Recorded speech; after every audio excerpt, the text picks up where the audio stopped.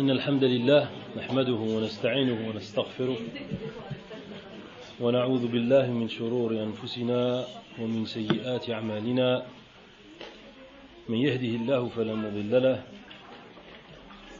ومن يضلل فلا هادي له وأشهد أن لا إله إلا الله وحده لا شريك له وأشهد أن محمدا عبده ورسوله يا أيها الذين آمنوا اتقوا الله حق تقاته ولا تموتن إلا وأنتم مسلمون يا أيها الناس اتقوا ربكم الذي خلقكم من نفس واحدة وخلق منها زوجها وبث منهما رجالا كثيرا ونساء واتقوا الله الذي تساءلون به والأرحام إن الله كان عليكم رقيبا يا أيها الذين آمنوا اتقوا الله وقولوا قولا سديدا يصلح لكم أعمالكم ويغفر لكم ذنوبكم ومن يطع الله ورسوله فقد فاز فوزا عظيما أما بعد فإن أصدق الحديث كتاب الله وخير الهدي هدي محمد صلى الله عليه وسلم وشر الأمور محدثاتها وكل محدثة بدعة وكل بدعة ضلالة وكل ضلالة في النار. الله يجزيك خير. فيقول الله سبحانه وتعالى في كتابه الكريم: تبارك الذي بيده الملك وهو على كل شيء قدير الذي خلق الموت والحياة ليبلوكم أيكم أحسن عملا. وقال سبحانه: أحسب الناس أن يتركوا أن يقولوا آمنا وهم لا يفتنون ولقد فتنا الذين من قبلهم فليعلمن الله الذين صدقوا وليعلمن الكاذبين. فالله سبحانه وتعالى جل في علاه خلقنا ورزقنا ولم يتركنا هملا، بل خلقنا لعبادته سبحانه، وأراد جل وعلا أن يعلم من هو الصادق منا من الكاذب، فابتلى العباد بأنواع من المصائب وفتن، وذلك حكمة منه جل في علاه، والأمر كما قال سبحانه: لا يسأل عما يفعل وهم يسألون. Mes frères, salam alaykum wa rahmatullahi wa barakatuh. Sachez qu'Allah subhanahu wa ta'ala dit dans le Coran: تبارك الذي بيده الملك وهو على كل شيء قدير الذي خلق الموت والحياة ليبلوكم أيكم أحسن عملا. Donc Allah subhanahu wa ta'ala dans ce verset, il nous dit qu'il a créé les êtres humains. Mais Allah subhanahu wa ta'ala nous dit الذي خلق الموت والحياة, c'est plutôt il a créé la mort ainsi que la vie afin de nous éprouver et de voir lequel est le meilleur d'entre nous. Et Allah dit dans un autre verset: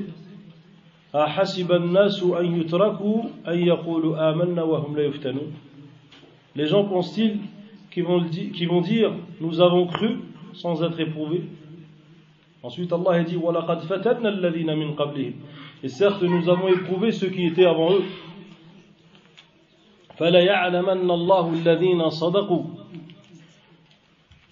Certes Allah connaît ceux qui sont véridiques, et il connaît qui sont les menteurs. Donc Allah subhanahu wa ta'ala a créé ses serviteurs, a créé al-insu wal-jinn li'ibadati. Allah dit: وَمَا خَلَقْتُ الْجِنَّ وَالْإِنسَ إِلَّا لِيَعْبُدُونِ. Je n'ai créé les djinns et les êtres humains que pour qu'ils m'adorent. Donc Allah a créé ses serviteurs pour cela.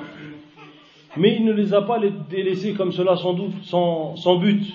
Allah subhanahu wa ta'ala dit dans un autre verset: أَيَحْسَبُ الْإِنسَانُ أَن يُتْرَكَ سُدًى. Est-ce que l'être humain pense-t-il qu'il va être créé comme cela sans aucun but?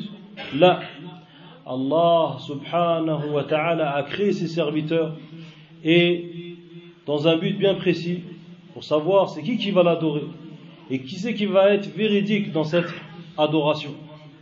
Et pour savoir lequel d'entre nous est le plus véridique, Allah subhanahu wa ta'ala a éprouvé ses serviteurs par différentes épreuves. Et tout cela par sagesse. Hikmatun minhu jalla fi'ulah. Car il dit dans le Coran, La yas'al amma yaf'al wa hum yus'alun. On ne questionne pas Allah sur ce qu'il fait, mais c'est plutôt nous qui serons questionnés. Donc, ya akhi al-karim, sache qu'Allah subhanahu wa ta'ala t'a créé et qu'il va t'éprouver. Car si tu as dit j'ai cru, sache que c'est là que va commencer plutôt les épreuves. Ne te dis pas que tu vas avoir une vie comme cela sans épreuve. La abadan. Car cela n'existe pas.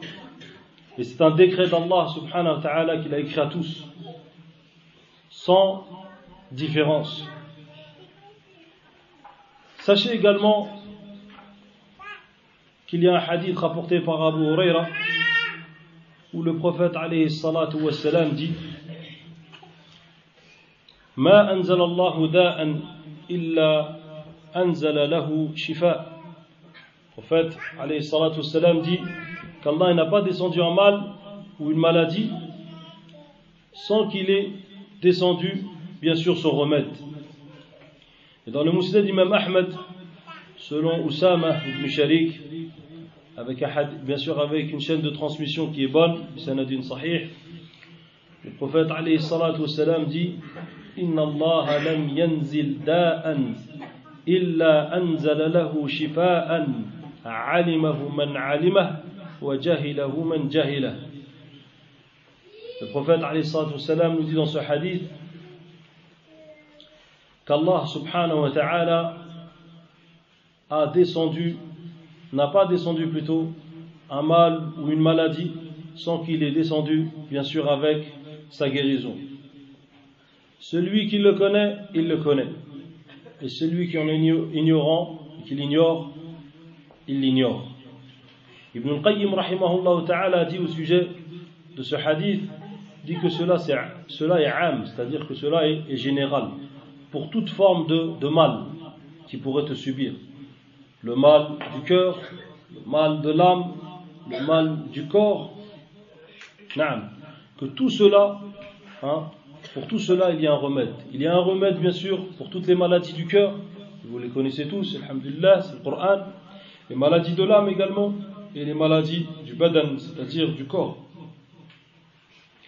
Et comme vous avez vu, Inch'Allah, dans le titre de cette muhadara, de cette conférence, cette conférence a pour sujet la ruqya ainsi que la mise en garde contre les devins. On va parler beaucoup, Inch'Allah ta'ala, de la ruqya.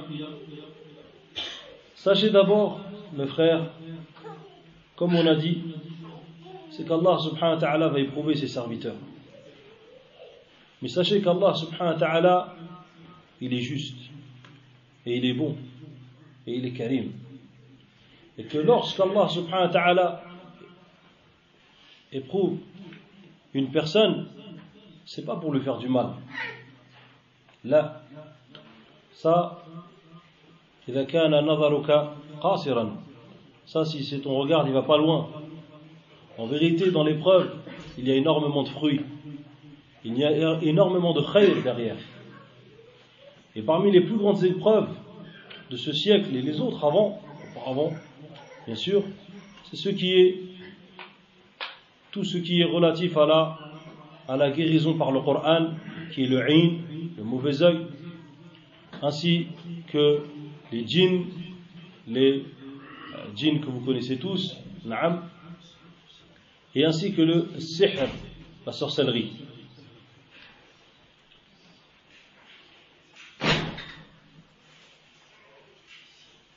Donc, il se peut que tu sois éprouvé.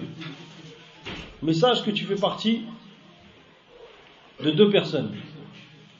Soit tu es quelqu'un de bon auprès d'Allah, ou soit tu es quelqu'un de mauvais auprès d'Allah. Qu'Allah nous en préserve. Celui qui est bon auprès d'Allah, Jalla wa Ala, celui-là, Allah, il va l'éprouver. Mais celui-là, il va l'éprouver pour l'élever. L'élever auprès de lui, en darajat, en degrés. Le prophète, alayhi salatu wassalam, il a été éprouvé. Mais il a été éprouvé afin d'atteindre un certain degré. Ainsi que les prophètes, alayhi salam, ainsi que les croyants, les véridiques, siddiqin, tous ceux-là ont été éprouvés. Mais ceux-là, le but de leur épreuve, c'est quoi? C'est de les élever, comme on a dit. C'est ce qu'on appelle l'ibtila al-mamdouh. C'est ce qu'on appelle l'ibtila, c'est-à-dire l'épreuve qui est digne de louange, qui est préférable même pour cette personne. Et celle-là, elle rajoute une éducation à la personne. Elle rajoute une espèce de tarbiya khassa, qu'Allah subhanahu wa ta'ala veut élever cette personne de cette manière-là. Et il y a l'autre musulman, bien sûr on parle des musulmans, qui est mauvais et qui ne cesse de faire des péchés et qui ne veut pas s'arrêter. Alors celui-là, de temps en temps, bien sûr, il lui arrive des épreuves également. Mais celui-là, ces épreuves, elles vont pas être du même ordre. Laysat ala mustawa wahid. Elle n'est pas dans un même ordre. Na'am. Elle n'a pas le même statut. Car l'autre c'est pour l'élever, mais l'autre c'est pour quoi? Non, pas pour le rabaisser. Allah ne rabaisse pas. Là, c'est pour le purifier. Muslim sharif, le musulman est digne. Allah subhanahu wa ta'ala ne veut pas faire du mal à ses serviteurs, mais il veut le purifier. Car la purification là-haut, dans l'au-delà, elle est plus difficile et elle est plus dure. Vous avez compris? S'il avait à payer là-haut, dans l'au-delà, ça serait beaucoup plus dur. Alors, de temps en temps, il éprouve ses serviteurs. Et alors, il peut les éprouver, comme on a dit, par des maladies qui sont de l'ordinaire, mais aussi, il peut les éprouver par des maladies qui sont étranges, par des maladies que tu vas chez tous les médecins et tu ne trouves pas de remède. Et c'est là justement le sujet, Inch'Allah ta'ala, c'est-à-dire les éléments qui vont être dans cette muhadara. Sachez que ces trois choses-là, les djinns, ainsi que le mauvais œil, et ainsi que السحر العين وكذلك ايش bien troisième, et les djinns, tout cela c'est des maladies mais qui peuvent être guéries, car comme on a dit, Allah subhanahu wa ta'ala ne descend pas un mal sans qu'il descend quoi? Sa guérison. Et sa guérison c'est quoi? C'est al-ruqya shar'iyya, le titre justement de cette muhadara. Et la ruqya shar'iyya, les savants ont dit que c'était al-'awdatu allati yarqi biha sahib al-af. Yani c'est une manière de se protéger, une manière aussi de soigner, par laquelle la personne va utiliser na'am, dans laquelle la personne va utiliser, mais pour soigner des maladies comme le djinn, al-'in, ou alors le sihr. Et tout cela sont dans l'ensemble des afkar, soit des invocations, ou soit des invocations, des du'a plutôt, et des afkar et des rappels à faire, donc, afin de se protéger contre ces maux et ces choses détestables. Alors, la ruqya, elle est connue depuis très longtemps. La ruqya est connue depuis très longtemps. Je préfère pas l'appeler exorcisme, je préfère m'arrêter sur le terme en arabe, al-ruqya, mais on a compris tous ce que c'était. Taïb. Donc la ruqya, elle est connue depuis longtemps. Elle est connue depuis que le sihr existe. Et le sihr existe depuis longtemps. Car Allah dit كذلك ما أرسلنا من قبلك من رسول إلا قالوا ساحر أو مجنون. Et certes, nous n'avons pas envoyé un messager à son peuple sans qu'ils disent de lui que c'est un sahir ou un majnoun. Ça veut dire que le sihr, ça existe depuis longtemps. Ruqya aussi, forcément. Depuis qu'il y a le tawhid, forcément, depuis que le tawhid existe, forcément la ruqya, elle existe. Pourquoi? Parce qu'Allah subhanahu wa ta'ala, parce que la dua existe, et Allah subhanahu wa ta'ala guérit à travers les du'a. Et la meilleure des ruqya, bien sûr, c'est la dua. Et il y a un hadith qui nous prouve que cela existait au temps de l'Jahiliya, c'est-à-dire avant l'envoi du prophète alayhi salatu wassalam. C'est le hadith de Aouf ibn Malik al-Ashja'i dans Sahih Muslim, où il dit Kunna fil jahiliyati narqi. Na'am. On était dans le Jahiliya, ya Rasulullah, nous étions dans le Jahiliya et nous pratiquions la ruqya.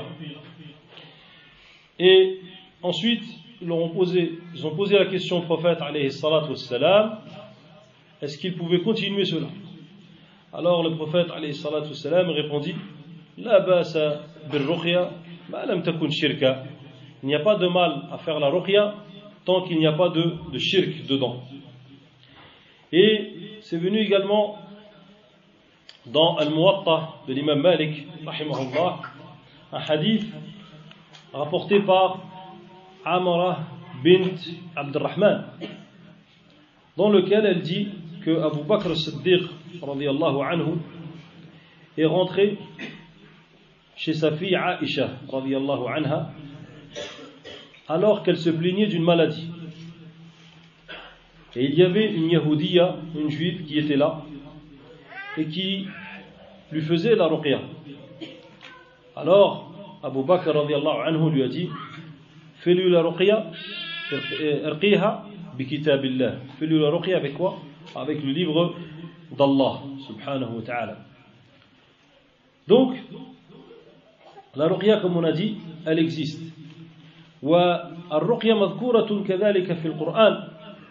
La ruqya est mentionnée dans le Coran. Allah dit ya ayyuhan nas قد جاءتكم موعظة من ربكم وشفاء لما في الصدور وهدى ورحمة للمؤمنين. Allah nous dit, ô vous les gens, vous est venue une exhortation de la part de votre Seigneur, ainsi qu'une guérison de ce qu'il y a dans vos poitrines ou dans les poitrines, ainsi qu'une guidée et ainsi qu'une miséricorde pour les croyants. Donc, Allah subhanahu wa ta'ala a descendu ce Coran d'abord pour la guérison des maladies des cœurs, comme on le connaît tous, les maladies d'hypocrisie, les maladies du doute, les maladies du hasad, c'est-à-dire de la jalousie, les choses qu'il y a dans le cœur, amrad al-nufus, amrad al-qalb, wal-'iyadhu billah, qu'elle nous en protège, l'avarice, etc. Donc tout cela, si tu veux l'alaj, tu l'alaj avec le Coran. Mais le Coran, il a un effet encore plus grand. C'est qu'il soigne carrément les gens qui sont touchés par des maladies comme le 'in, dont on va revenir dessus, Inch'Allah, ainsi que les djinns et ainsi que la sorcellerie. Et Allah dit également وَنُنَزِّلُ مِنَ الْقُرْآنِ مَا هُوَ شِفَاء. Allah subhanahu wa ta'ala dit, et nous avons descendu du Coran ce qui est une guérison. Donc le Coran est une guérison. C'est une guérison pour les gens malades. Il y a même certains savants qui disent que tu dois commencer par le Coran avant même d'aller chez le médecin. Il y a même certains savants qui voient ça. Tu commences d'abord par l'ad'iya, par le dua, et par la lecture du Coran et la ruqya, bien sûr, et par qira'at al-adhkar, également par la lecture de certaines invocations, afin de te guérir comme le faisait le prophète alayhi salatu wassalam. Donc certains ont dit qu'il fallait même commencer par cela avant même d'aller chez le docteur pour une maladie ordinaire. Imaginez-vous. Et Allah subhanahu wa ta'ala dit كلا إذا بلغت التراقي وقيل من راق. الراق, certains, raq ici, ça veut dire quelqu'un qui fait la ruqya, un raqi. Certains savants ont dit que le mazkour huna c'est ar-raq, c'est-à-dire celui qui fait la ruqya. Donc الرقية مذكورة في القرآن وقد دلت النصوص من السنة الصحيحة على مشروعية الرقية منها حديث عائشة رضي الله عنها وقد سئلت عن الرقية من الحمى وفي رواية حمى نعم قالت رخص النبي صلى الله عليه وسلم في الرقية من كل ذي حمى. Alors, il y a un hadith rapporté par Muslim où Aïcha radiallahu anha, on l'a questionné sur la ruqya. La ruqya concernant la ruqya sur la fièvre. Beaucoup de gens tout de suite, qu'est-ce qu'ils font dès qu'ils ont une fièvre ou ils ont mal à la tête? Ils prennent un Doliprane, ou alors ils prennent tout de suite un cachet pour faire partir cette douleur ou cette migraine. Ben, sachez qu'on ne va pas l'interdire, mais sachez que la ruqya est beaucoup plus efficace. Je l'ai utilisé moi-même, sur moi-même, ainsi que sur mes enfants, lorsqu'ils avaient une humma, en leur lisant le Coran. Et Wallahi ma hiya ila waqtun yasir, ce n'est qu'un temps, un tout petit temps, et c'est là que tu vois que la maladie, mashallah, elle commence à disparaître. Surtout si tu rajoutes également de l'eau dans un chiffon en la mettant bien sûr sur le front de la personne qui est malade, ça également c'est très efficace. C'est des petits remèdes comme cela, mais bien sûr ils sont très efficaces. Alors Aïcha, lorsqu'on lui a posé la question sur la ruqya concernant la fièvre, et dans une autre version c'est pas le humma, c'est al-huma. Et le huma c'est pas pareil, al-huma c'est la piqûre de scorpion, la piqûre du scorpion ou des bêtes qui sont venimeuses. Naam. Alors elle répondit que le prophète alayhi salatu wassalam a permis cela, et qu'il a permis cela pour toute bête qui pourrait te piquer. Il y a un hadith également rapporté par Salama où le prophète alayhi salatu wassalam a vu en rentrant chez elle une jariya, c'est-à-dire une servante, et il a vu le prophète alayhi salatu wassalam sur son visage une marque, ra'a fi wajhiha saf'a, une marque sur son visage. Et ensuite le prophète alayhi salatu wassalam a dit istarqu laha fa inna biha nadara. Le prophète alayhi salatu wassalam a dit faites-lui la ruqya car il y a en son visage, elle est frappée par son visage d'un mauvais œil. Ibn Hajar al-Hafiz dit que cela c'est un djinn en réalité qui l'a regardé et qui l'a frappé d'un œil. Car Allah subhanahu wa ta'ala nous dit min al-jinnati wa nas. Le mal, le hasad il peut venir du djinn, il peut venir du ins. Et c'est pour ça que c'est venu dans la sunnah que la personne lorsqu'elle se déshabille, karamakumullah, lorsqu'elle se déshabille, elle doit dire Bismillah. Pourquoi? Parce que lorsqu'elle dit Bismillah, comme c'est venu dans le hadith de Ali radiyallahu anhu, il y a un voile, et là elle ne voit plus la nudité. C'est-à-dire le djinn, les shayatines, ne voient plus la nudité de la personne. C'est comme un hajj, c'est comme un obstacle, donc qui arrive là. Donc, c'est des choses que beaucoup de musulmans ne connaissent pas et qui négligent, mais qui s'en souviennent que lorsqu'ils sont frappés par quelque chose de cela. Malheureusement. Donc le prophète alayhi salatu wassalam a dit inna biha nadra. Il y a en son visage une marque, et cette marque-là, c'est un djinn qui l'a regardé et qui a fait que cette personne-là était frappée d'un mauvais œil. Et le mauvais œil, c'est très dangereux, on va revenir dessus, Inch'Allah ta'ala. Un autre hadith rapporté par Abu Sa'id al-Khudri, où un jour il arriva, Abu Sa'id radiyallahu anhu, il est arrivé dans une vallée avec ses compagnons. Ridwanullah alayhim. Et ensuite, ils ont demandé à la tribu qui était la tribu avoisinante de leur campement, ils leur ont demandé quoi? Al-Dhiyafa. Ils leur ont demandé, comment dirais-je, l'hospitalité, na'am.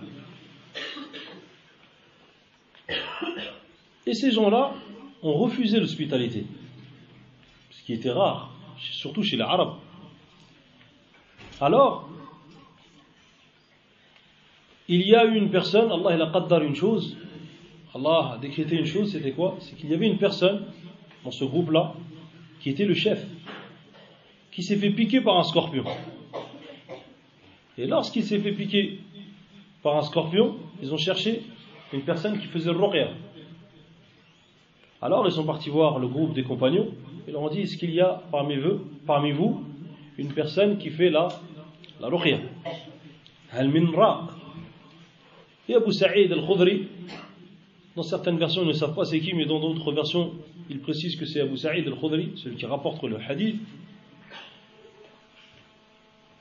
Lui, alors, il a pris la responsabilité de faire la ruqya. Alors, il est parti vers cette personne qui était donc piquée par un scorpion, et il a commencé à lire dessus Al-Fatiha. Il a donc rassemblé toute sa salive, du moins le maximum qu'il pouvait, et ensuite en lisant Al-Fatiha, il a craché sur la blessure. Et attention, c'est pas la blessure, c'est pas le crachat ou les poustillons qui ont la baraka en eux-mêmes, non. Attention, faut pas croire ça. Ça c'est khas pour le prophète alayhi salatu wassalam seulement. Mais là, c'est parce qu'il a lu le Coran. Il a lu le Coran et ensuite il a poustillonné ou craché dans certaines versions. Vous avez compris? Et la guérison est venue. Et la personne elle s'est levée comme si jamais elle était piquée. Alors, qu'est-ce qu'il leur a dit? Il a fait un marché avec eux. Il leur a dit: moi je vous fais ça, mais en échange vous me donnez combien? Alors il y a plusieurs versions. Il y en a ils ont dit 1 mouton, il y en a ils ont dit 10, et il y en a ils ont dit 100. Inch'Allah que c'était 100 pour eux. Taïb. Inch'Allah que c'était 100. Donc ils ont pris 100 moutons. Ridwanullah alayhim. Mais les sahaba, lorsqu'ils ont vu ce fi'l, ils ont dit: là, nous ne prend pas comme ça un salaire du kitab d'Allah subhanahu wa ta'ala. Alors, Abu Sa'id al-Khudri radiyallahu anhu ainsi que les compagnons sont revenus à qui? Au prophète alayhi salatu wassalam. Malheureusement, ce comportement est très oublié de beaucoup de nos frères, de revenir aux gens de science lorsqu'on a besoin de savoir quelque chose. Ils sont revenus au prophète alayhi salatu wassalam et ils lui ont posé la question. Et alors le prophète alayhi salatu wassalam a souri et il lui dit: وَمَا يُدْرِيكَ أَنَّهَا رُقْيَا. Il a dit, le prophète alayhi salatu wassalam: comment savais-tu qu'elle s'appelait Ruqya? En parlant de Surat al-Fatiha, parce qu'il avait lu Surat al-Fatiha. Et alors il a dit, le prophète alayhi salatu wassalam: idribu li ma'akum bisahm. Donnez-moi une part également. Donc il leur a permis par cela, le prophète alayhi salatu wassalam, de prendre un salaire par rapport à la ruqya. Et d'où émane également une question, c'est beaucoup de gens disent: oui, mais en vérité, quelqu'un qui fait ruqya, il ne doit pas prendre de salaire. Non, ce hadith il prouve le contraire. D'accord? Ce hadith il prouve bien le contraire. Et il dit même le prophète alayhi salatu wassalam à la fin, il dit inna ahaqqa man akhadtum ma akhadtum alayhi ajran kitabullah. Que la chose qui mérite le plus de prendre un salaire, c'est quoi? C'est le livre d'Allah. Vous avez compris ça mes frères? Donc tu as le droit de prendre, l'imam al-Bukhari disait al-ju'ala, la location de quelqu'un qui lit le Coran. Il avait fait un chapitre sous ce titre-là.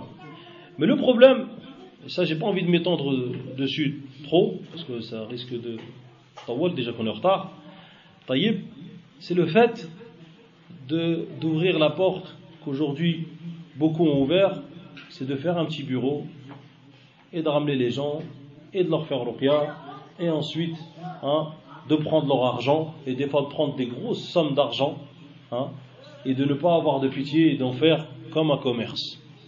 Allah al-Musta'an. Ça, les savants ont permis cela à certaines personnes, dans certaines conditions, et pas à tout le monde. C'est pas on va ouvrir des hôpitaux, hein, khalas. Certains, c'est vrai, ils ont dit oui, c'est bien d'ouvrir, etc. Ce sujet-là, Inch'Allah, celui qui veut plus, hein, qui en veut plus, on en reparlera à la fin s'il y a des questions. Mais cette porte-là n'est pas une porte à ouvrir, car elle a ouvert la porte justement des charlatans. Elle a ouvert la porte des charlatans, malheureusement. Donc dans ce hadith, le hadith d'Abu Sa'id al-Khudri, il y a là la preuve que la ruqya également était légiférée, hein, par le prophète alayhi salatu wassalam. Il y a un autre hadith, hadith de Jabir radiallahu anhu, le prophète alayhi salatu wassalam a permis la ruqya contre la piqûre des vipères et des serpents. Il a dit à Asma bint Umays, le prophète alayhi salatu wassalam a dit: Mali ara ajsam bani akhi dari'ah tusibuhum al-haja. Comment ça se fait que je vois, hein, les corps de Bani Akhi, c'est-à-dire le fils de mon frère Dari'ah, qui sont, qui voient en leur corps une faiblesse. Là, une faiblesse, ils voient que leur corps plutôt a un problème. Ensuite, Asma bint Umays répondit: قالت لا ولكن العين تسرع إليهم. Non, mais c'est plutôt que le mauvais œil, hein, se presse d'aller vers ces gens-là.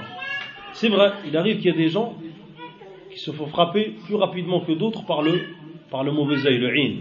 On va revenir dessus, Inch'Allah.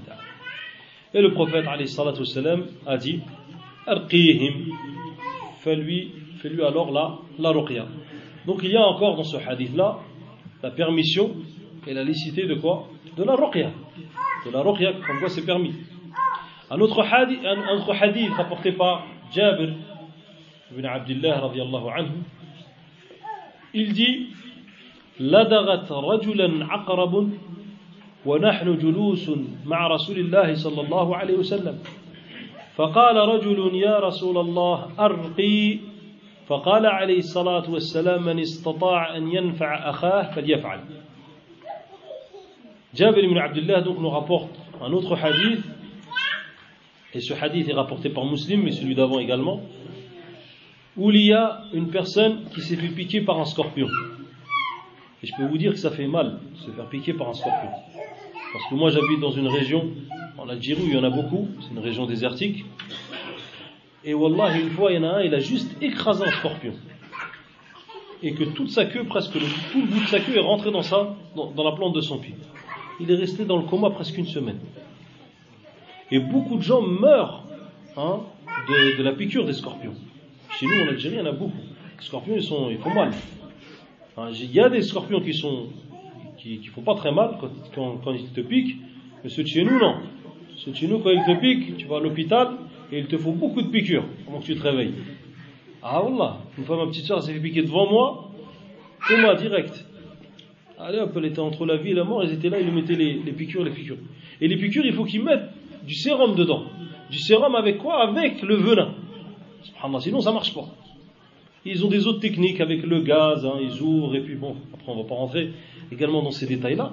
Mais en tout cas, je peux vous dire que ça fait très très mal une piqûre de scorpion. Taïb. Et donc, le prophète alayhi salatu wassalam a dit: Man istata'a an yanfa'a akhah falyaf'al. Quiconque peut servir son frère, qu'il le fasse.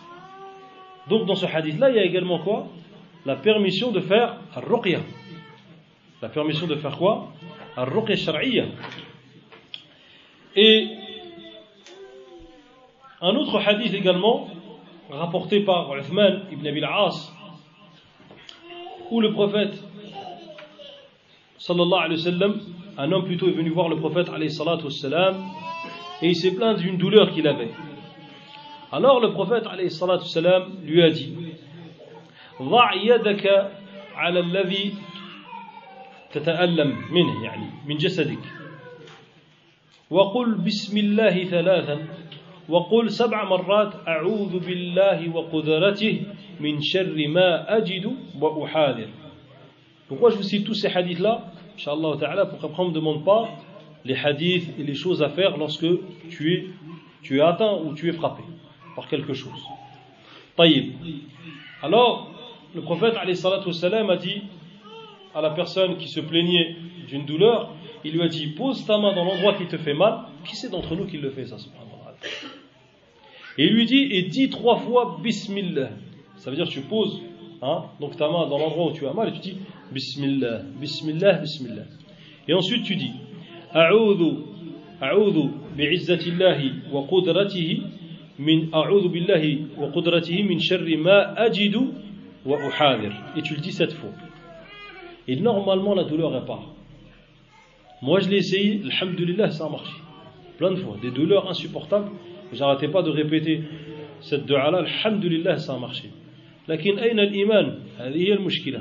Elle est où la foi pour pratiquer ce genre de dua? Le prophète alayhi salam, il te dit tu fais ça et incha'Allah ta'ala ta douleur part. Pas la peine d'aller voir un raqi, pas la peine de courir après un tel ou un tel. Non, tu as des hadiths qui te précisent ce que tu dois faire lorsque tu es malade ou tu es frappé d'un mal. Il y a un autre hadith également rapporté par Al-Bukhari ou Muslim où Aïcha radiyallahu anha nous dit que le prophète alayhi salatu wassalam faisait cette dua أذهب البأس رب الناس واشفي أنت الشافي لا شفاء إلا شفاؤك شفاء لا يغادر سقما.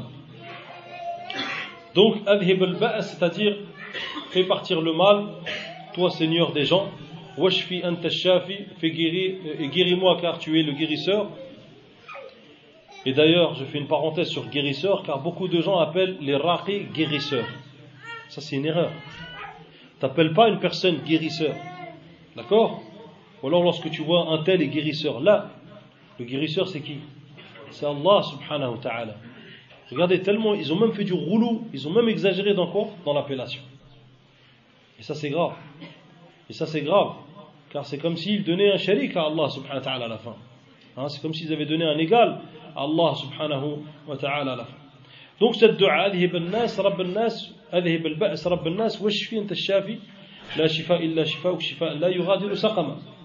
Et dans un autre hadith où le prophète alayhi salatu wassalam dit adhib al-ba's, rabb al-nas, biyadika al-shifa, la kashifa lahu illa ant. Il n'y a que toi qui enlève le mal. Ces hadiths-là, vous les retrouvez dans Al-Bukhari et dans Muslim. Mais qui c'est d'entre nous qui les met en pratique? هذا هو السؤال. Aïcha radiyallahu anha rapporte qu'un homme, lorsque un homme se plaignait d'une douleur ou d'une blessure, le prophète alayhi salatu wassalam donc levait son doigt et il disait en le mettant sur le sol, na'am, et en le relevant avec un peu de terre, en disant Bismillahi turbatu ardina biriqati ba'dina yushfa saqimuna bi'idhni rabbina. Taïb. Comment le faire? Nawawi l'explique. Tu mouilles d'abord ton doigt, ensuite tu le poses sur la terre, et ensuite tu soulèves cette terre-là et tu vas vers la douleur, dans laquelle tu as mal, et tu poses le doigt dessus et tu dis Bismillahi turbatu ardina biriqati ba'dina yushfa saqimuna bi'idhni rabbina. Hadith rawahu al-Bukhari wa Muslim bilafz liyushfa bihi saqimana. Avec ce lafz, c'est-à-dire avec cette version-là, liyushfa bihi saqimana. Ça prouve également donc la permission de la ruqya. Un autre hadith également le prouve, c'est le hadith de Jibril alayhi salam, où le prophète alayhi salatu wassalam se plaignait sans demander la ruqya. Jibril s'est proposé alors à lui et il est venu et il lui a dit, Jibril alayhi salam, l'ange Jibril lui a dit Ishtakait, ya Muhammad, ishtakait, sallallahu alayhi wa sallam. Ensuite le prophète alayhi salam lui dit Na'am. Donc tu as le droit de dire aussi que tu as mal ou que d'une douleur par information et non pas par plainte. Quand tu dis que tu as mal, tu ne dois pas dire ça, tu dois dire ça simplement par information et non pas non pas par plainte en disant non mais moi j'ai mal, etc. Pour te plaindre aux gens. Non. Alors Jibril alayhi salam lui a fait le ruqya et il lui a dit Bismillah yarqiq min kulli shay'in yu'dhik min sharri kulli nafsin aw 'aynin hasidin aw 'ayni hasidin Allahu yashfik Bismillah yarqiq. Voici alors une autre manière de faire la dua. Et vous trouvez ce hadith également dans Muslim. Bukhari ou Muslim. Voilà ce que tu dois faire, Khan al-Karim, lorsque tu es malade ou tu es frappé d'un mal. Naam. Aïcha radiyallahu anha nous rapporte un autre hadith où le prophète alayhi salatu wassalam, lorsqu'il avait mal quelque part, regardez toutes les hadiths, subhanallah. Est-ce qu'il allait tout de suite chercher un médicament? Là, tout de suite. Al-rujou' ila man? Ila Allah subhanahu wa ta'ala. Regardez, c'est ça le tawhid. Le tawhid, comme disait Sheikh al-Jami, rahmatullah alayh, il disait le tawhid, l'unicité, c'est pas des règles comme ça que tu apprends, c'est ta vie le tawhid. Tu dois vivre avec. Toujours tu dois penser à qui? À Allah subhanahu wa ta'ala. Tu sais que il n'y a que lui qui peut enlever le mal, il n'y a que lui qui peut t'apaiser, subhanahu jalla fi'ula. Alors lorsqu'il avait mal, le prophète alayhi salatu wassalam kana yaqra'u ala nafsihi al-maw'idat. قل أعوذ برب الفلق قل أعوذ برب الناس. Et également قل هو الله أحد. وكان ينفث. Il postillonnait également alayhi salatu wassalam. Et ça, ce n'est pas particulier à lui. C'est pour toute la communauté également, comme l'a fait Abu Sa'id al-Khudri, comme on a vu tout à l'heure. فَلَمَّا اشْتَدَّ وَجَعَهُ كُنْتُ أَقْرَأَ عَلَيْهِ. Lorsqu'il avait mal, le prophète alayhi salatu wassalam, et qu'il ne pouvait plus le faire pour sa propre personne, c'était qui le faisait pour lui? C'était Aïcha. Et voilà Hadjun Nabi sallallahu alayhi wa sallam fi hada. Voici la guidée du prophète alayhi salatu wassalam dans cela. Toi, lorsque tu vois ton frère qui est sous cette peine-là, sous une maladie, qui n'arrive même pas à se faire ruqya lui-même, le prophète alayhi salatu wassalam lui dit Man istata'a an yanfa'a akhahu falyaf'al. Quiconque peut faire du bien à son frère, qu'il le fasse. Donc, suis le prophète alayhi salatu wassalam également dans cela. Et ensuite, Aïcha prenait la main du prophète sallallahu alayhi wa sallam pour rechercher la bénédiction d'Allah dedans. Naam.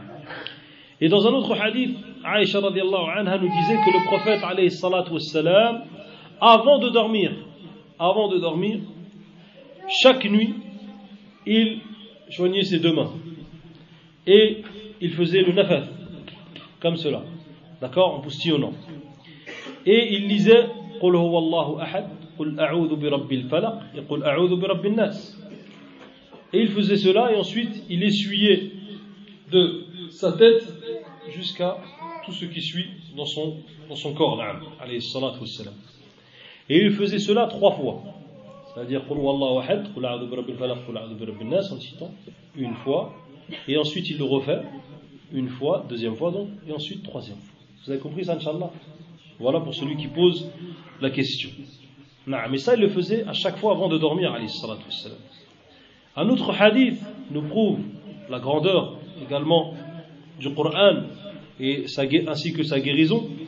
C'est le hadith rapporté par Muslim al-Bukhari, un hadith rapporté par Abi Mas'ud, selon Abi Mas'ud. Le prophète alayhi salatu wassalam dit Man qara'a bil ayatayn fi akhir surati al-Baqara fi laylatin kafatah. Quiconque lit les 2 derniers versets de Surat al-Baqara, cela lui suffit. C'est-à-dire avant de dormir, il lit ça, cela lui suffit. Quels sont ces 2 versets? Aman ar-Rasul bima unzila ilayhi jusqu'à la fin. Na'am. Il faut savoir également que la ruqya, tu peux être préservé bien sûr avant même que te touche le mal, le in, ainsi que le djinn et ainsi que le sihr. Car le prophète alayhi salatu wassalam a indiqué cela et il a conseillé certains de ses compagnons que lorsque arrive la nuit, lorsque arrive le soir, la nuit, soit après l'Asr, et pour celui qui l'a oublié après l'Asr, il le fait après le Maghrib, il dit que la personne doit dire A'udhu bi kalimatillahi tammat min sharri ma khalaq. Et ensuite, le prophète alayhi salatu wassalam a dit que aucun mal ne le touchera. Subhanallah. Et akhi, trois fois tu dis ça. A'udhu bi kalimatillahi tammat min sharri ma khalaq. Regarde, tu as juste à être assidu en disant certaines paroles et Rabbil Alamin il te protège de tout. Al-Qurtubi rahimahullah il disait j'ai oublié une fois je me suis fait piquer par un scorpion. Allah al-Azim. Donc mes frères, sachez que c'est pas quelque chose de difficile. Wallah, notre dîn alhamdulillah il est très facile. Tu as juste à prendre Husn Muslim avec toi, la citadelle du musulman, ou Sahih al-Afkar, etc. et lire ces deux là. Et wallah tu seras protégé de tout mal. Inch'Allah ta'ala. Il y a un autre hadith où le prophète alayhi salatu wassalam dit Man nazala manzilan ثم قال أعوذ بكلمات الله التامات من شر ما خلق لم يضره شيء حتى يرتحل من منزله ذلك رواه مسلم عن خولة. Il y a donc un hadith rapporté par Khawla où le prophète alayhi salatu wassalam dit que celui qui rentre dans une maison et il dit ces paroles-là A'udhu bi kalimatillahi tammat min sharri ma khalaq, il dit cela, et dans certaines versions il le dit 3 fois, il est protégé. Des fois il y a des gens, tu les entends, ouais mais il y a une maison mon frère, elle est hantée, j'ai peur de rentrer dedans, il y a des bruits. Akhi, tu dis cette parole-là, t'es protégé. Tu dis ces paroles-là, t'es protégé. Quand j'étais petit, je disais à mon père, papa, t'arrives à passer là devant le cimetière là? Il faisait peur le cimetière. C'est normal, nous on a vu tellement de films, ils nous ont fait peur alors que c'est des morts, ils peuvent rien faire. Allah Taïb. Alors on passait à côté donc du cimetière et je disais à mon père, papa, t'arrives à passer comme ça sans t'arrives rien du tout? Il dit Abounaï, tu dis Ayat al-Kursi, t'arrives rien. Shayatin sauve de tout. Masha'Allah. Al-Aqidah as-Sahiha. Regardez, Inch'Allah, ça c'est une croyance ferme en Allah subhanahu wa ta'ala, ainsi qu'en ces versets. Et il y a un autre hadith rapporté par Ibn Abbas, radiyallahu anhu, le prophète alayhi salatu wassalam disait Al-Hassan ou Al-Hussein, il disait Kana yu'awwid Al-Hassan ou Al-Hussein, c'est-à-dire qu'il demandait la protection d'Allah pour Al-Hassan et Al-Hussein. Et il disait Inna abakuma يعني إبراهيم, certes votre père Ibrahim, كان يعوذ بها إسماعيل وإسحاق. Il cherchait la protection d'Allah avec ces paroles-là. Ibrahim, c'est-à-dire chercher la protection d'Allah avec les paroles qu'on va citer sur Ibrahim, sur Ismaïl, son fils, et Ishaq, ainsi qu'Ishaq, alayhim assalam. Et il disait أعوذ بكلمات الله التامة من كل شيطان وهامة ومن كل عين لامة. Et je ne le traduirai pas. Celui qui veut regarder, Inch'Allah, il trouve dans Sahih al-Adhkar ou alors dans la citadelle du musulman. Al-Shahid, c'est quoi? C'est le fait de dire ces paroles-là et tu dois les dire en arabe, attention. Tu dois les dire en arabe. Toutes ces paroles qu'on vient de dire, c'est en arabe. Ta'abbad Allah Azza wa Jal bil-lugha al-arabiyya. D'accord? Donc, tu dis ces paroles-là pour chaque mère qui a un fils dont elle a peur, qu'il soit frappé par l'œil ou qu'elle a peur qu'il soit frappé par quelconque maladie, qu'elle fasse cette dua. A'udhu bi kalimatillah u'iduka. Tu dis u'iduka. Ici c'est une fille, tu dis u'iduki. D'accord? U'iduki bi kalimatillah tamma min kulli shaytanin wa hamma wa min kulli aynin lamma. Taïb. Donc, on tire de ces hadiths qu'on vient de citer, mes frères, plusieurs leçons. La première, c'est que la ruqya existe et qu'elle est légiférée par le Coran et par la sunna du prophète alayhi salatu wassalam. Et que le prophète alayhi salatu wassalam a permis la ruqya. Adina al-ruqya. Adina fi al-ruqya wa amara biha. Et il a également ordonné le prophète alayhi salatu wassalam, comme la femme qui était malade, il dit istarqu laha, faites-lui ruqya. D'accord? Et il a également, lui-même, le prophète, alayhi salatu wassalam, lui-même, il s'est fait ruqya. Ça aussi, ça prouve que c'est permis de faire ruqya. Et également, il l'a fait à d'autres, alayhi salatu wassalam. D'accord? Et Jibril, alayhi salam, lui a fait également ruqya. D'accord?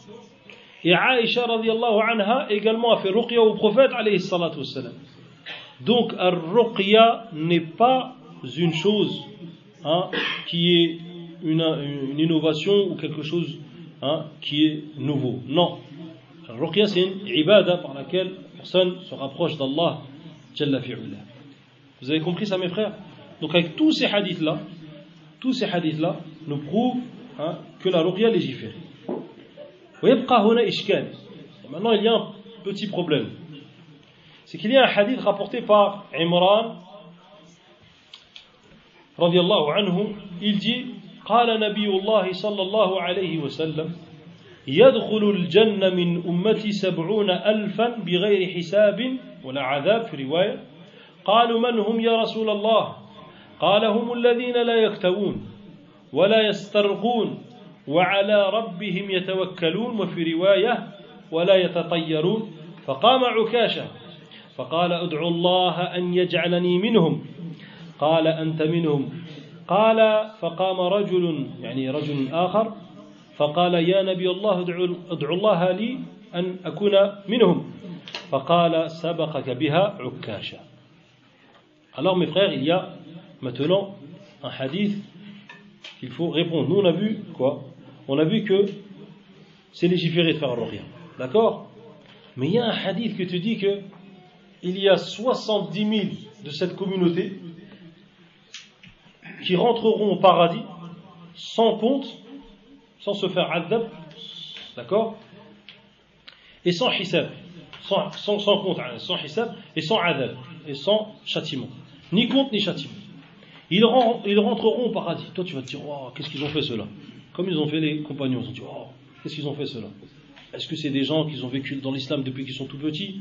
Est-ce que c'est des gens qui ont lutté dans le sentier d'Allah jusqu'à rencontrer Allah? Ainsi de suite, ainsi de suite. Là, ya ikhwan, ils ont fait des œuvres que même toi, bi'idnillahi ta'ala, si tu as une foi qui est forte, tu peux le faire. Naam, tu peux le faire. Qu'est-ce qu'ils ont fait? Regardez. La yaktaoun. Ils ne pratiquent pas le kay. Le kay, c'est la cautérisation, c'est ça comme ça? Naam. C'est le fait de soigner par le feu. C'est une manière de soigner par le feu. Les Arabes, ils aimaient se soigner de cette manière-là car ils avaient une confiance un peu plus lourde envers cette médecine que les autres. Alors, quand tu avais une blessure, ils venaient avec une barre bien chauffée et ils frappaient dedans jusqu'à ce que sortait le mal qu'il y avait. Donc ils avaient une espèce de tawakkul za'id, c'est-à-dire ils avaient une confiance un peu trop extrême envers cette médecine. C'est la cautérisation. Taïb, la yaktaoun, c'est-à-dire ils ne demandent pas le kay. Wala yastarqoun, ils ne demandent pas la ruqya. Il est là l'ishkal, il est là le problème. Wa ala rabbihim yatawakkalun, et donc ils s'en remettent à leur Seigneur. Ils s'en remettent à leur Seigneur, lui et lui seul. Et dans une autre version, la yatatayyarun, c'est-à-dire qu'ils ne font pas at-tatayyur. C'est quoi la tatayyur? C'est les espèces de superstitions, d'avoir des mauvaises augures. Tu dis, il y a un chat qui est passé, là, ça y est, je vais avoir le malheur toute la journée, un chat noir qui est passé. Ou alors quelqu'un il est passé en dessous d'une échelle, khlas, cette journée elle est fichue. D'accord? Ça c'est les superstitions, ça c'est interdit dans l'islam. Ou alors il y a quelqu'un, nous, je me rappelle quand on était petit, quelqu'un qui passe au-dessus de moi, khlas, tu vas plus grandir. Taïb, ça vous fait rire, mais ça existe. Il est bien, mashallah. Taïb, vous avez compris ça mes frères? Donc ceux qui ne font pas ces 4 choses-là, bi'idnillah, ils sont sauvés. Mais ils rentrent quoi dans les 70 000? Taïb, regardez ce qu'il dit. Ils ne demandent pas rien. C'est ishkal ça. Qui c'est qui peut répondre?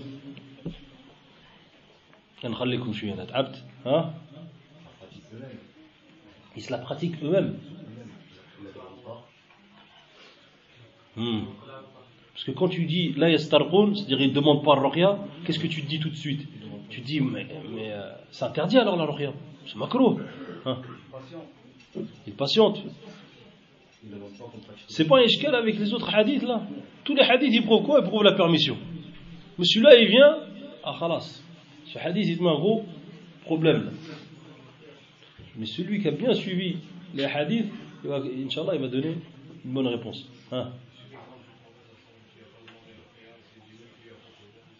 أيوة هذا هو الجمع يا إخوان أحسنت يا حذيفة طيب donc voilà la réponse. Le prophète alayhi salatu salam dans les hadiths qu'on a cités, il a demandé le ruqya. Ah si vous avez suivi, hein, mashallah.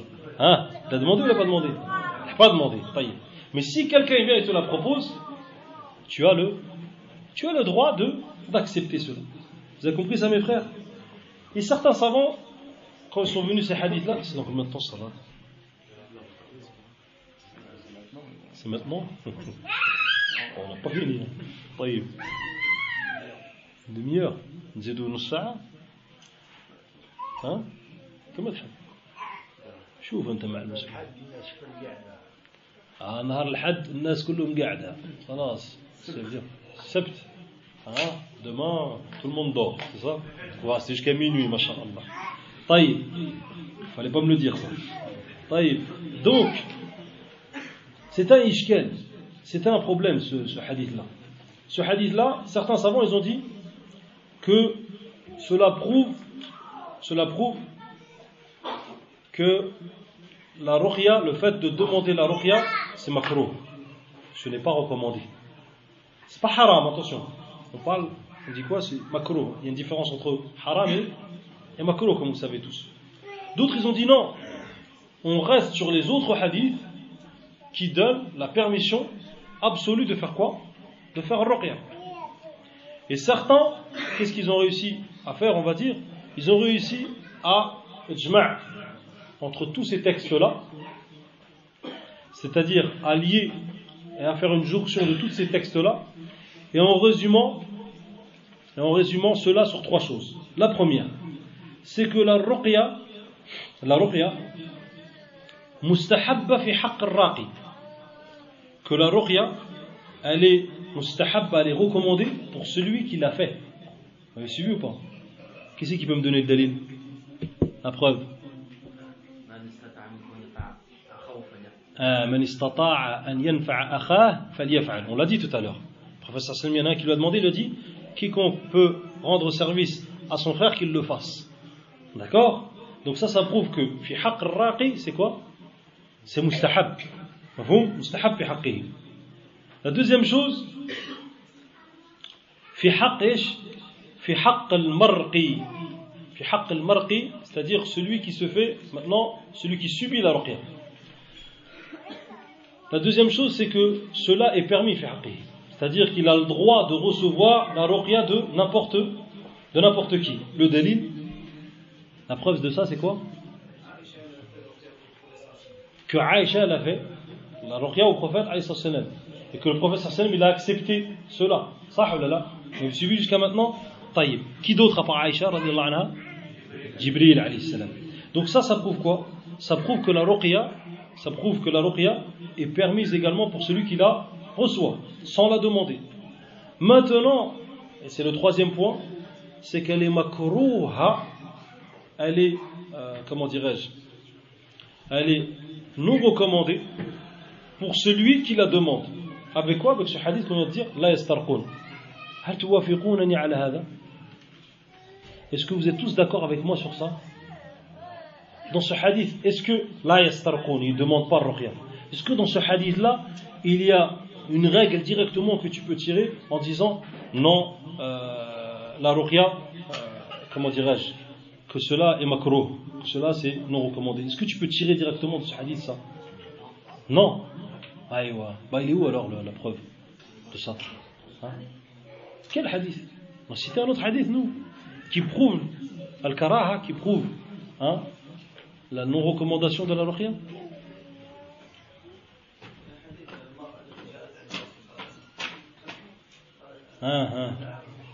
Ça, ils le prennent encore plus âme pour Tadawi. Il y a un hadith, mes frères, qu'on n'a pas cité, et c'est ce hadith-là qui est le fasl, c'est-à-dire c'est celui qui va tout nous éclaircir, c'est le hadith rapporté par Tirmidhi, où le prophète alayhi salatu wassalam dit Man iktawa, celui qui demande le kay, qui fait le kay, ou istarqa, ou alors il demande la ruqya, fahuwa bari'un min at-tawakkul. Il s'est désavoué du tawakkul. Vous avez compris? Le hadith il est où? Il est dans Tirmidhi, et il est sahih. Celui qui demande quoi? Qui demande la ruqya, il s'est désavoué de quoi? Du tawakkul. Mais comme il y a les autres hadiths qui nous prouvent que c'est licite de faire la ruqya, on va donc prendre cette interdiction-là, qui est dans ce hadith-là, et on va lui donner un autre statut qui est quoi? Qui est le karaha et non pas at-tahrim. Est-ce que vous m'avez compris ou là? Nzal, chouïa, ou là je explique. Ma'alish, moi je peux expliquer, je suis jusqu'à minuit, Inch'Allah. Taïb, vous avez compris ça, Inch'Allah? On va faire l'adhan? Taïb. Le hadith, man iktawa ou istarqa, c'est-à-dire qu'il demande la ruqya, faqad bari'a min at-tawakkul. Il s'est certes désavoué de quoi? Du tawakkul, c'est-à-dire de la confiance qu'il aura envers Allah. Il va y avoir l'adhan, Inch'Allah. Inch'Allah, بعد الصلاة. بعد الصلاة بعد الأذان. بعد الأذان يلا. بعد الأذان c'est mieux. كما تريد. إن شاء الله je vais faire rapidement إن شاء الله.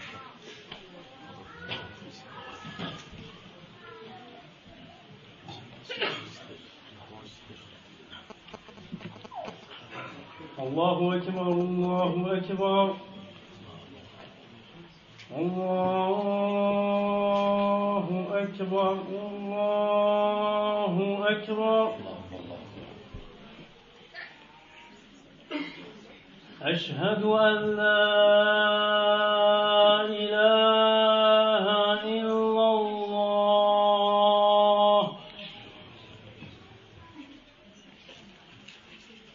أشهد أن لا إله إلا الله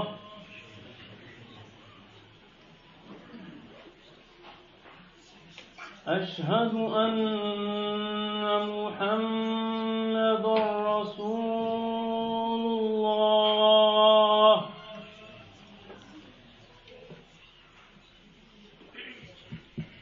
أشهد أن محمد رسول الله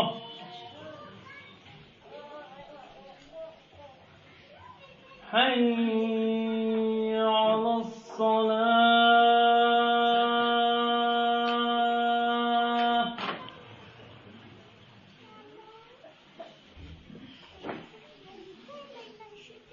حي على الصلاة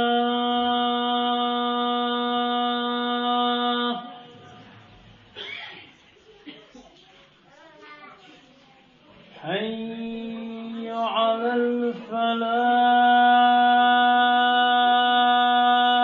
الفلاح حي على الفلاح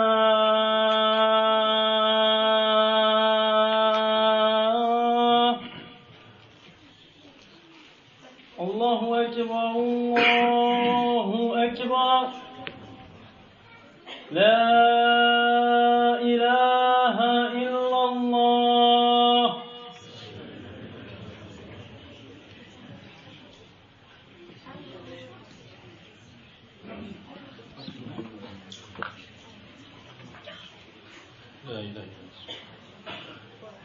لا إله إلا الله. طيب نرجع إن شاء الله إلى ما قلناه. Donc on a dit que le fait de demander la ruqya, cela est makruh, avec le hadith qui dit faqad bari'a min at-tawakkul. Voilà. Mais que ce n'est pas le hadith qui dit la yastarqun qui en est une preuve, malgré que certains le prennent comme preuve. Imam Ahmed il va plus loin et il prend ce hadith là pour dire quoi? Pour dire que la personne elle n'est pas obligée de prendre, de se soigner carrément. Avec ce hadith là, la yastarqun. Après ça c'est deux autres questions. Taïb. Et on a dit que fi haqq al-marqi pour celui qui recevait la ruqya c'est permis. Et on avait dit pour celui qui l'a fait que cela c'est mustahab. Donc dans ces trois cas-là, on a donné une règle. Maintenant, de quoi on fait le ruqya? C'est là qu'on va rentrer un petit peu plus dans le vif du sujet. De quoi on fait le ruqya?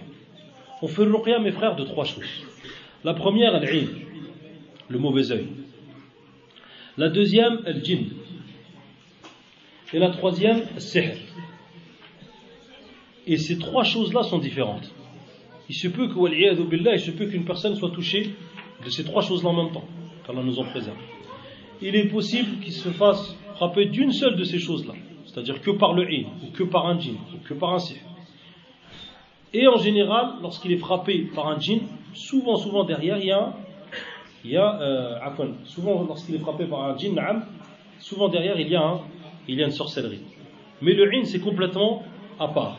Et c'est très difficile d'avoir un diagnostic parfait sur le 'ayn. On va revenir donc dessus, Inch'Allah. Le 'ayn, qu'est-ce que c'est le 'ayn? Beaucoup de gens se posent la question sur le 'ayn. قالوا العين هو داء يخرج من بعض الأرواح بعد التعجب وقد يكون بحسد وقد يكون بغيره. طيب, le 'ayn c'est quoi? C'est une espèce d'énergie, une espèce de force qui sort de la personne, d'accord? Il sort de la personne, mais soit par un étonnement, d'accord? Soit par un étonnement, ou soit par une jalousie. Et le plus dangereux des deux, c'est lequel? C'est celui qui est fait avec la jalousie. D'accord? Le 'ayn thabit, al-'ayn thabit, al-'ayn haqq. Al-'ayn thabit, c'est-à-dire que le 'ayn existe réellement. Le prophète alayhi salam a dit al-'aynu haqqun, le mauvais œil est une vérité. Le 'ayn est cité également dans le Coran. Le 'ayn est cité dans le Coran. Allah subhanahu wa ta'ala nous dit au sujet de Yusuf alayhi salam, de Yaqub alayhi salam, il dit au sujet de ses enfants وقال يا بني لا تدخلوا من باب واحد وادخلوا من أبواب متفرقة وما أغني عنكم من الله من شيء إن الحكم إلا لله عليه توكلت وعليه فليتوكل المتوكلون. Donc regardez, c'est un nabi, Yaqub alayhi salam, c'est un prophète, et il a dit à ses fils, et il a demandé à ses fils de rentrer en Égypte par plusieurs portes, car il avait énormément d'enfants, Yaqub alayhi salam. Et il leur a demandé de rentrer par plusieurs portes, des portes différentes, et il leur a dit وَمَا أُغْنِي عَنْكُمْ مِنَ اللَّهِ شَيْئًا, c'est-à-dire que je ne suis d'aucune richesse pour vous. إِنِ الْحُكْمُ إِلَّا لِلَّهِ, et certes l'ordre appartient est à Allah subhanahu wa ta'ala. Il a juste fait un sabab Yaqub. Les ulama ils ont dit pourquoi Yaqub il a dit ça? Parce qu'il a voulu protéger ses fils du mauvais œil. Les ulama ont dit, les mufassiroun, c'est-à-dire les gens qui ont expliqué le Coran, ont dit que Yaqub en vérité il avait peur, il craignait pour ses enfants le 'ayn, et c'était un nabi. Alors toi mon frère, quand tu as par exemple Allahumma barik 4 garçons, 3 filles, mashallah, et c'est tous des enfants qui sont beaux, etc., ne les fais pas rentrer, comme il a dit Yaqub, d'une seule porte. T'imagines, Yahri, 1, 2, 3, 4, 5, 6, 7. Là, c'est toi qui te pousse, qui pousse le 'ayn des gens vers toi. Donc tu dois prendre certains asbab. C'est pour ça que même Uthman radiallahu anhu, il a dit de cacher la pommette d'un enfant. Pourquoi? Parce qu'il craignait pour lui également le 'ayn. Donc, il appartient aux musulmans de faire ces asbab-là, de cacher les choses pour ne pas être frappés du 'ayn. Et ça, c'est arrivé à des gens que je connais, des gens qui arrivaient à connaître, à apprendre le Coran, ils arrivaient à apprendre une page par jour. Des gens proches de ma famille, subhanallah, et du jour au lendemain, wallah, ils n'arrivaient même pas à apprendre un verset. Juste parce que quoi? Tu sais, j'arrive à apprendre du Coran, j'arrive à apprendre une page par jour. Et ouais, l'Ayn, après les gens, khalas, ils le frappent d'un œil. Et également, à savoir autre chose, c'est qu'il y a un autre verset qui le prouve. Allah nous dit وَإِن يَكَادُ الَّذِينَ كَفَرُوا لَيُزْلِقُونَكَ بِأَبْصَارِهِمْ لَمَّا سَمِعُوا الذِّكْرَ. Hein, Allah subhanahu wa ta'ala nous dit au sujet des kuffars, il nous dit peu s'en faut pour qu'ils te détruisent avec quoi? Avec leurs yeux. Qui? Les kuffars. Qui? Le prophète alayhi salatu wassalam. Vous avez compris ça? Donc Allah il a bien dit dans son livre que le ayn il existe, le mauvais œil existe. Et un autre verset qui le prouve également, c'est cette parole dans Surat Al-Kahf. وَلَوْلَا إِذْ دَخَلْتَ جَنَّتَكَ قُلْتَ مَا شَاءَ اللَّهُ لَا قُوَّةَ إِلَّا بِاللَّهِ. Les savants ont dit en vérité que cette parole c'était pour éloigner quoi? Le mauvais œil de la personne qui avait le deuxième jardin. Et Allah subhanahu wa ta'ala nous dit également min sharri hasidin idha hasad. Min sharri hasidin idha hasad. Donc al-'ayn ya ikhwani haqq. Le-'ayn existe. Et comment a lieu alors ce 'ayn? Cela nous est expliqué dans un hadith rapporté par dans le Jami' il est dans le Jami' Sahih, il est rapporté par l'imam Ahmed. Selon Abu Hurayra, où le prophète alayhi salatu wassalam dit Al-'aynu haqq, le mauvais œil est vérité. Wa yahdhuruha ash-shaytan wa hasad ibn Adam. D'accord? Il nous dit que Al-'ayn est une vérité.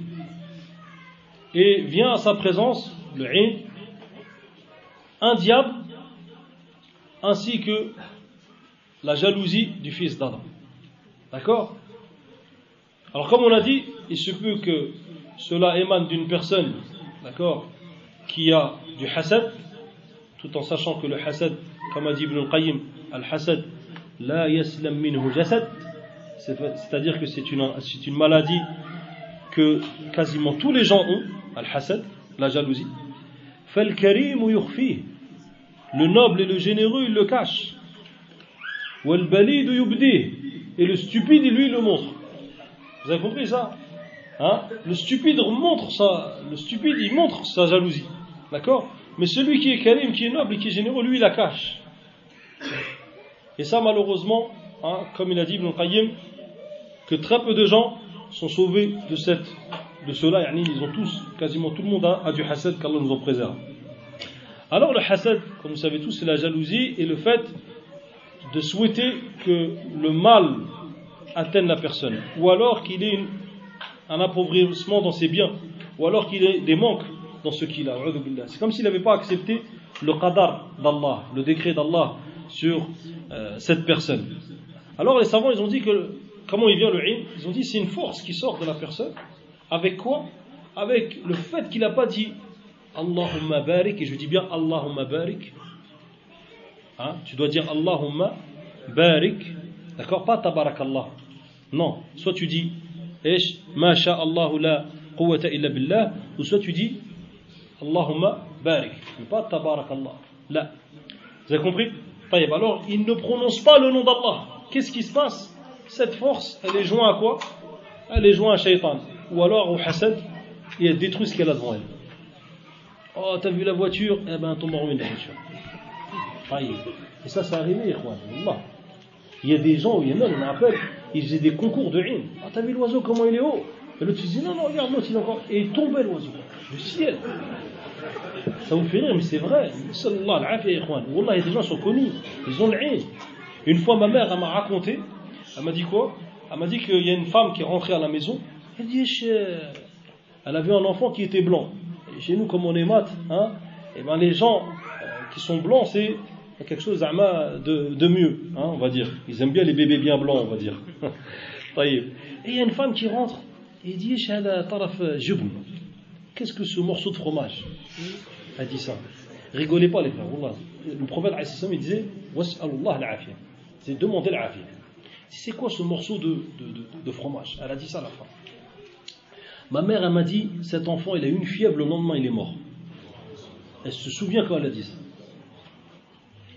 Regardez, juste le jahl, le fait que tu connais pas quoi, des fois, les afkar, et par quoi te protéger, hein, contre le mal qui peut t'arriver. Allah, il a dit, min sharri hasidin, idha hasad, al-hasad mawjoud, ikhwan. Allah, il a parlé, lu alayhim naba abnay adam bil haqq, idh qarraba qurbanan fatuqabbila min ahadihima wa lam yutaqabbal min al-akhar. Qala la aqtulannak, al-ayat. Hein? Pourquoi il n'a pas accepté? Parce que hein, son frère hein, l'avait fait pour Allah et l'autre ne l'avait pas accepté dans Surat Al-Ma'ida. Et beaucoup d'histoires de hasad. Beaucoup d'histoires de hasad. Il y a même dans Surat Yusuf, c'est une histoire de quoi? De hasad. Et beaucoup dans le Coran, ya ikhwan. Ils ont fait même des sondages, subhanallah al-azim, sur ce qui se passe hein, dans les affaires juridiques hein, ici en France. Et ils ont vu que la majorité, plus de 60% des cas, c'était du hasad. En cherchant, ils ont vu qu'il n'y avait aucune cause, et la cause c'était quoi? C'était le hasad. Le hasad, Allah nous a haddar, il nous a mis en garde contre le hasad. Qu'Allah nous protège du hasad. طيب. Donc, al-'ayn, comme on a dit, al-'ayn haqq. Le prophète alayhi salatu wassalam, il dit que le 'ayn haqq. Le Hafid ibn Hajar, il nous dit al-'ayn qad yakun ma'a al-i'jab walaw bighayri hasad. Walaw min ar-rajuli al-muhib wa min ar-rajuli as-salih. Le 'ayn, ça peut venir de qui? Ça ne vient pas forcément d'une personne qui a la jalousie, mais ça peut venir même de quelqu'un qui est bon, qui est salih. Subhanallah al-'alim. Donc toi, ne sois pas dupe et ne te fais pas avoir par le fait que non, lui, Inch'Allah, il n'a pas de hasad envers mes enfants. Là, il regarde ton enfant un peu de travers, hein, tu lui dis, Inch'Allah, tu lui dis, Barrik, Allah yabarik fik. Hein, tu lui demandes qu'il fasse la dua et qu'il demande à Allah subhanahu wa ta'ala hein, qui mette la baraka sur cet enfant. Sachez également que le prophète alayhi salatu salam dit Aktharu man yamutu min ummati ba'da qada'illahi wa qadarihi bil'in. La majorité de ma communauté, après le décret d'Allah, ils mourront par quoi? Par le 'ayn. Al-'ayn haqq. Al-'ayn haqq. Walau kana shay'un sabaqa al-qadar, la sabaqathu al-'ayn. Et s'il y avait une chose qui avait devancé le qadar, le décret d'Allah, ça aurait été le 'ayn, tellement il est puissant. Alors, vous dites pas que le 'ayn, ça n'existe pas, les frères. Là, s'il y a des anbiya, alayhimus salam, qui se sont protégés du 'ayn, c'est pour nous donner également un enseignement dans notre vie de tous les jours. D'accord? Par contre, c'est pas les petits talismans qui protègent contre le 'ayn, la petite main de Fatma qu'on met ici, ou alors les gris-gris, ou alors les talismans. Tout ça, c'est haram. Et tout ça, c'est du shirk asghar. D'accord? Et s'il le prend juste par cause, ça c'est du shirk asghar, et ça peut le faire rentrer en enfer. Et si il le prend pas par cause et il dit ça me protège vraiment indépendamment d'Allah, celui-là il a fait du kufr. Il est sorti de l'islam. Donc faites attention mes frères. Faites attention à cela et à ces fausses croyances. Et le prophète alayhi salatu salam qu'on a dit dans notre hadith, il dit Al-'aynu tudkhilu ar-rajul al-qabra wal-jamal al-qidra. Al-'ayn fait rentrer la personne dans sa tombe et elle fait rentrer le chameau dans quoi? Dans une marmite. Ça veut dire elle le tue. Et combien de gens sont morts par le 'ayn? Un 'ayn, c'est pas forcément tout de suite il meurt. Là, un 'ayn, des fois il peut l'atteindre. Et qu'est-ce qu'il a après? Il a une maladie, il a un cancer. Et là tu cherches. Et tu vois que quand tu lui lis le Coran, une fois j'ai lu sur une personne qui avait donc un cancer. Et dès que j'ai commencé à lire, elle avait mal. Je dis moi mais là c'est trop tard. Il faut lire des heures. Ça veut dire que dès que j'ai commencé à lire, elle avait mal. Subhanallah. C'est-à-dire qu'une personne atteinte par le cancer, une personne atteinte par des maladies, même par le diabète, tout cela, ça peut venir également du 'ayn, mes frères. Qu'Allah nous en protège. Et il y avait un sahabi jalil, Amir ibn Rabi'a, ainsi que Sahl ibn Hanif. Amir ibn Rabi'a, un jour, ils ont voulu se baigner, donc se laver dans un ruisseau. Et Sahl ibn Hanif a enlevé ses vêtements. Et là, Amir ibn Rabi'a a vu un corps qui était très beau. Et il dit, je n'ai jamais vu une peau aussi belle. Regardez, il n'a pas dit Allahumma barik. D'accord? Et Sahl ibn Hanif est tombé, raide, tout de suite, par terre, sans bouger. Ensuite, cette personne, on l'a pris, et donc ils l'ont emmené, et le prophète alayhi salatu wassalam a demandé Man tattahimoun, qui c'est que vous pensez qu'il a fait? Ils ont dit tout de suite, c'est Amr ibn Rabi'a, c'est lui qui était avec lui. D'accord? Donc si toi on te demande de faire ruqya à une personne, comme ça va suivre ici, Inch'Allah, eh ben tu dois donc accepter cela. Taïb. Alors qu'est-ce qu'il a fait Amir Naam? Qu'est-ce qu'il a fait ensuite le prophète alayhi salatu wassalam?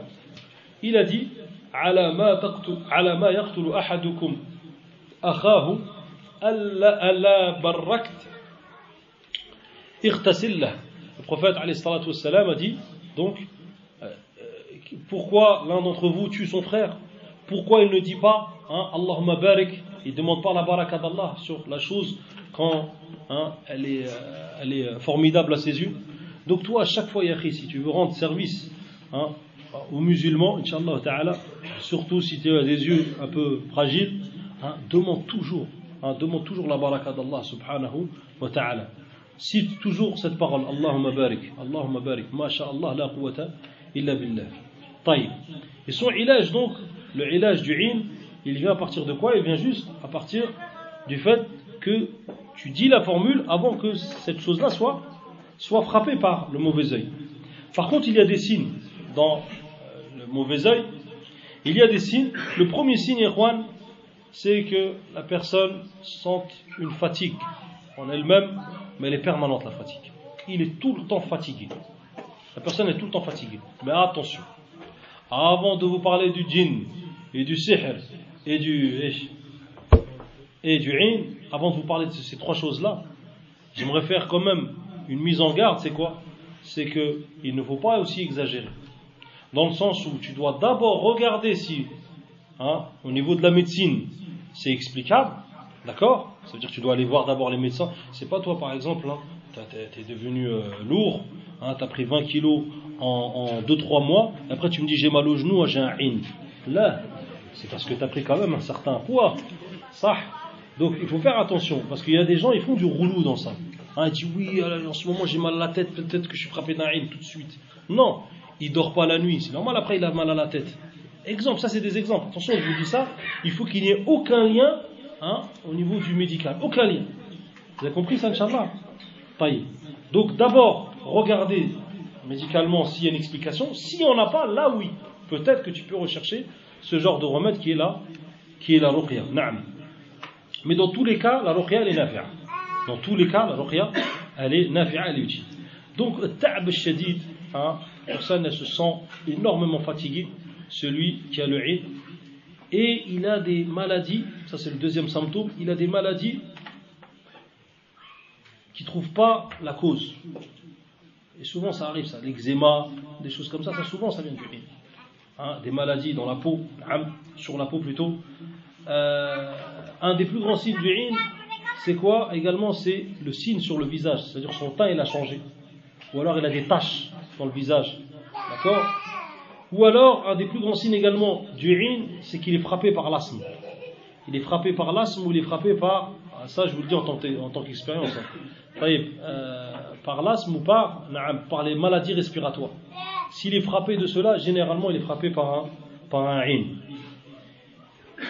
Donc voilà pour ce qu'il s'agit du ilm. Et celui-là il doit se faire ruqya avec ce qu'on a dit comme un hadith.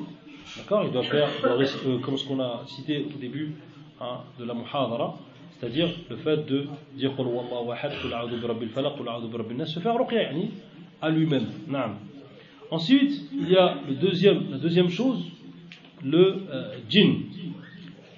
Sachez que le djinn, c'est un être qui nous voit, que nous on ne voit pas.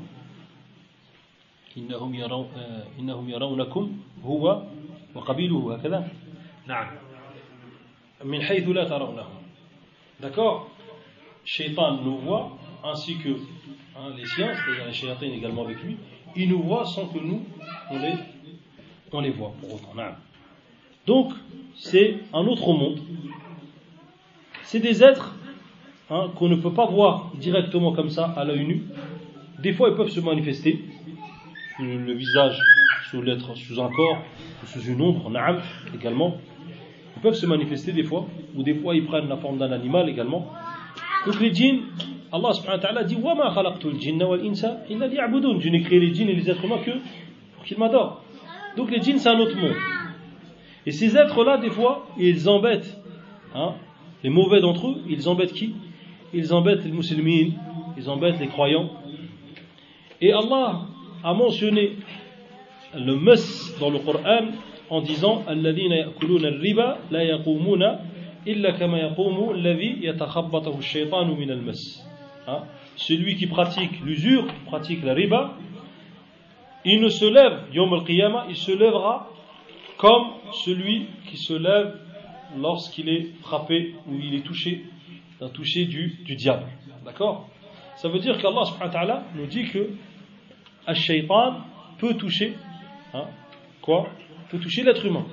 Et il rentre dans l'être humain. Et lorsqu'il rentre dans l'être humain, il lui donne, il lui cause plusieurs choses mauvaises qu'on va citer, Inch'Allah, dans les symptômes. طيب خلاص 5 minutes. طيب bon, on va pas finir. Inch'Allah, c'est l'heure. Bon, on va dire ça, Inch'Allah. طيب. Donc, il y a également ce hadith rapporté par Ibn Abi al-As où le prophète alayhi salatu wassalam a dit Ibn Abi al-As lui a dit Ma ja'a bika, qu'est-ce qui t'a fait venir? Et le prophète alayhi salatu wassalam, plutôt il a répondu au prophète alayhi salatu wassalam en disant: Ô messager d'Allah, je n'arrive pas à faire la salat correctement, et jusqu'à ce que je n'arrive même pas à savoir si j'ai fait le soujoud, etc., etc. Alors le prophète alayhi salatu wassalam lui a dit: Dhalika shaytan, ceci est un diable. Il lui a dit: Udnu, rapproche-toi. Et ensuite le prophète alayhi salatu wassalam a frappé sa poitrine avec sa main, et il lui a dit, et il a crachoté dans sa bouche plutôt, et il lui a dit: Ukhruj adu Allah, sors ennemi d'Allah. Et il lui a dit ça 3 fois, et ils ont vu une ombre sortir comme un petit chiot noir. Subhanallah. Donc le prophète alayhi salatu wassalam également a fait ruqya. Il a fait ruqya et il a donc enlevé, par la permission d'Allah, il a enlevé quoi? Il a enlevé ce djinn. Et on va rentrer dans les symptômes, lui. Khalas. Tu peux finir au moins les symptômes du djinn. Alors, pour les symptômes de djinn, mes frères, lorsqu'une personne elle est frappée par un djinn, le premier c'est quoi? C'est la salat. Il se sent mal dans sa prière. Il a des sueurs froides même des fois. Il ne supporte pas la prière. Et généralement, il se déclenche le djinn pendant la prière. Vous avez déjà dû prier dans des mosquées où il y a un djinn, miskin, est là, crier pendant tarawih. Ça arrive souvent. Nous, on les ramassait, moussakin, comme ça, ils étaient tout raides. Tu pouvais le prendre par la tête et par les pieds, il ne bougeait pas. Par contre, c'est normal qu'il ne bougeait pas. Après une raka'a d'1 heure, c'était difficile qu'il bouge. Donc, la première chose, c'est qu'il ne supporte pas la prière. Souvent, il se manifeste par des mouvements bizarres pendant la prière ou à la lecture du Coran. Également, il a une espèce de douleur insupportable au niveau de la nuque.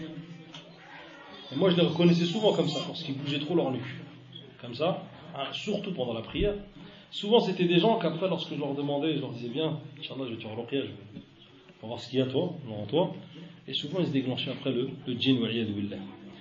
Donc, il sent une douleur là au niveau de la nuque, mais il sent également un poids au milieu de ses clavicules, un poids insupportable.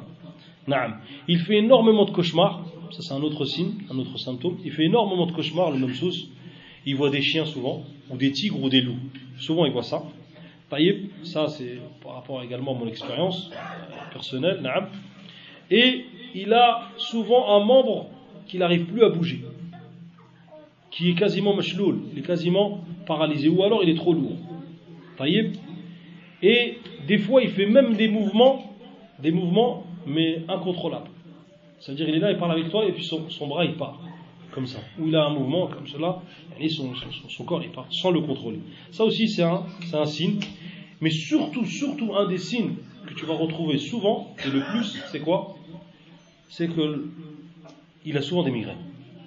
Et ces migraines, elles viennent après l'Asr. Souvent, il a des migraines, et ces migraines, elles viennent après le Asr. Et il sent toujours quelqu'un, une présence autour de lui, ou lorsqu'il va dormir. Voilà pour ce qui s'agit des a'rab, plutôt des symptômes concernant la personne qui est touchée par le djinn.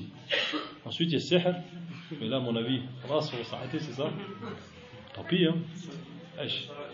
Après Salat, c'est vous qui voyez. Il y a un frère qui a fait une aqiqa. C'est lui qui décide.